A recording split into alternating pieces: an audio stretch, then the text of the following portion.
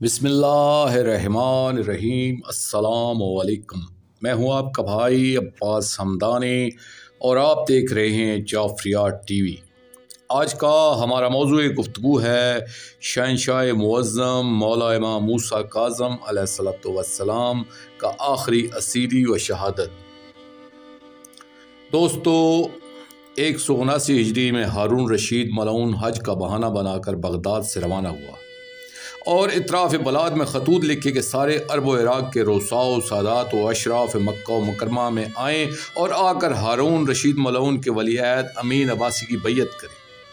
याकूब इब्न दाऊद रवायत करता है कि जब हारून रशीद मदीने पहुँचा तो इसने वहाँ कई दिन क़याम किया। एक शब मैं यैया बरमकी की मुलाकात के लिए गया तो इसने मुझसे बयान किया कि आज हारून रशीद जब रसालत माब सल्लल्लाहु अलैहि वसल्लम की मज़ार अक़दस की ज़ियारत के लिए गया तो वहाँ ये अर्ज़ कर रहा था कि या रसूलुल्लाह सल्लल्लाहु अलैहि वसल्लम, चूँकि मुझे मूसा इब्न जाफ़र अलैहिस्सलातु वस्सलाम से इत्मीनान नहीं है, मैं डरता हूँ कि कहीं वो ऐलान खरूज न फरमा लें और इस तरह आपकी लातादाद उम्मत का कत्ल आम होगा। इसलिए मैं आपकी उम्मत को बचाने के लिए यही सोच रहा हूँ कि मैं शहंशाह मुअज़्ज़म अबू अल हसन मूसा अल काज़म अलैहिस्सलातु वस्सलाम को ज़िंदान में डाल दूँ ताकि आपकी उम्मत फितना व फसाद से बच जाए। और मैं अपने इस काम के लिए आपसे माजरत चाहता हूँ कि क्योंकि इसमें आपकी उम्मत का फ़ायदा है। यैया बरमकी कहता है कि मुझे यकीन है कि कल ये मलऊन शहंशाह मुअज़्ज़म अबू अल हसन मूसा अल काज़म अलैहिस्सलातु वस्सलाम को गिरफ्तार करवा लेगा। जैसा कि इसने कहा था वैसे ही हुआ और अगले दिन हारून रशीद मलऊन ने फजल बिन यैया बरमकी को हुक्म दिया कि शहंशाह मुअज़्ज़म अबू अल हसन मूसा अल काज़म अलैहिस्सलातु वस्सलाम जहाँ भी हों, जिस हाल में भी हों, इन्हें गिरफ्तार करके हमारे सामने पेश किया जाए। जब फजल बिन यैया बरमकी ने लेने गया तो देखा कि शहंशाह मुअज़्ज़म अबू अल हसन मूसा अल काज़म अलैहिस्सलातु वस्सलाम सरवर कौनैन सल्लल्लाहु अलैहि वसल्लम की मज़ार अक़दस के करीब बैठकर तिलावत कलाम इलाही फरमा रहे थे। पर रवायत दीगर आप नमाज में मशगूल थे कि इसी हालत में आपको वहां से गिरफ्तार कर लिया गया। रावी कहता है कि जब आपको गिरफ्तार करके मज़ार अक़दस के कमरे से बाहर लाया गया और मस्जिद अल नबी सल्लल्लाहु अलैहि वसल्लम में पहुंचे तो आपने सरवर कौनैन सल्लल्लाहु अलैहि वसल्लम की मज़ार अक़दस की तरफ देखकर अर्ज़ किया, या रसूलुल्लाह सल्लल्लाहु अलैहि वसल्लम, हम आपसे आपकी उम्मत की शिकायत करते हैं कि इनके हाथों आपकी औलाद पर कैसे कैसे मज़ालिम टूट रहे हैं। जब आपने ये कलाम फरमाया तो इस वक्त मस्जिद अल नबी सल्लल्लाहु अलैहि वसल्लम में जितने लोग भी मौजूद थे वो सब रो रहे थे। हारून रशीद मलऊन ने फौरन 2 महमल तैयार किए, एक पर हजरत को सवार करके बसरा की तरफ रवाना किया और दूसरे को खाली बगदाद की तरफ भेज दिया ताकि लोगों को पता न चले कि आपको कहाँ भेजा गया।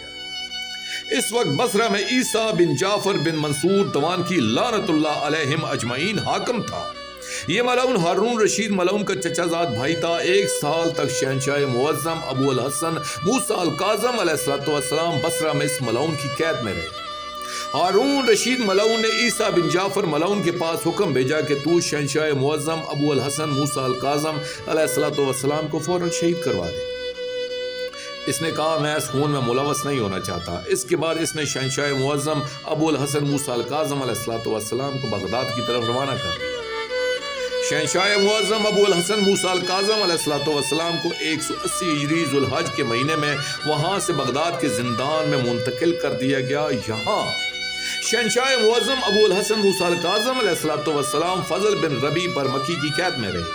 जब ये फजल बिन रबी बरमकी की कैद में थे तो हारून मलऊन ने फजल बिन रबी बरमकी से कहा कि तुम शहंशाह मुअज़्ज़म अबू अल हसन मूसा अल काज़म अलैहिस्सलातु वस्सलाम को शहीद कर दो, मगर इसने भी इनकार कर दिया। जब फजल बरमकी ने शहीद करने से इनकार किया तो हारून मलऊन ने इसे भी जिंदान में डाल दिया और शहंशाह मुअज़्ज़म अबू अल हसन मूसा अल काज़म अलैहिस्सलातु वस्सलाम को फजल बिन यैया बरमकी की कैद में मुंतकिल कर दिया और इसे हुक्म दिया कि तुम इन पर बहुत सख्ती करना। इसने पहले पहल तो इमाम अलैहिस्सलातु वस्सलाम पर बहुत सख्त रवैया दिखाया, खाने पीने में भी और जगह भी बहुत तंग दी, मगर बाद में कसरत इबादत से मुतासर होकर इनकी मोहब्बत कदम करने लगे और इन्हें अपने ज़ाती महल में ले आया और इन्हें अपना मेहमान बना लिया।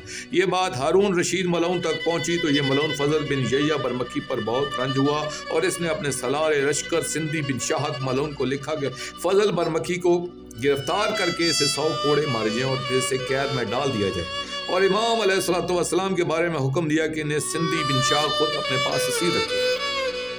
जब यहया बिन खालिद बरमकी को पता चला कि इसके बेटे के म्यारे में हारून मलाउन ने यह हुक्म दे दिया है तो वो फौरन हारून के पास गया और कहा, मेरे बेटे ने जो काम नहीं किया वो मैं करने के लिए तैयार हूँ, तू इसे माफ़ कर दे। वो मलाउन ये बात सुनकर खुश हो गया और इससे कहा, जाओ अपना काम करो, मगर ख्याल रहे कि सादात अलवी को इसका इल्म तक न हो। यहया बरमकी मलाउन ने तामीरात इमारत का बहाना बनाया और सिंदी बिन शाह के पास पहुँच गया और इसे अपने मकसद से आशना किया और इसे अपने साथ मिलाकर इन दोनों ने हारून रशीद मलाउन के हुक्म पर इमाम अलैहिस्सलाम को अंगूरों में जहर दे दिया।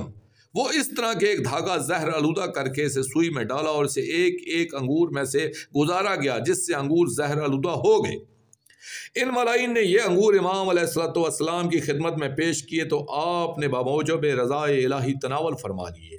जब आप पर जहर का असर हुआ तो हारून मलाउन को इतला दी गई। इसने एक तबीब को भेज दिया ताकि कोई इनकी शहादत का मुजरम इसे न ठहराए। आप बगदाद में 25 रजब 183 हिजरी तक असीर रहे और यहीं आपने शहादत पाई और यह दौर असीरी तकरीबन पौने 4 साल का था। कुल मिलाकर आपका दौर असीरी 7 साल का बनता है। दोस्तों, आखिर में मैं शुक्रिया अदा करूँगा अपने मुर्शिद करीम अल सैयद मोहम्मद जाफ़र ज़मान नकवी अल बुखारी सरकार दामज़िल्लाहु ताला का ये मज़मून मैंने उनकी किताब मिसबाह शियत से पेश किया है। और आखिर में अपने पाक शहंशाह की बारगाह में इल्तिजा करेंगे, अल्लाह या मुंतकिम मौला इमाम मूसा काज़िम अलैहिस्सलाम अजरल्लाहु तआला फज़ल अलैहि या रब मोहम्मद व आले मोहम्मद सल्लल्लाहु अलैहि वसल्लम।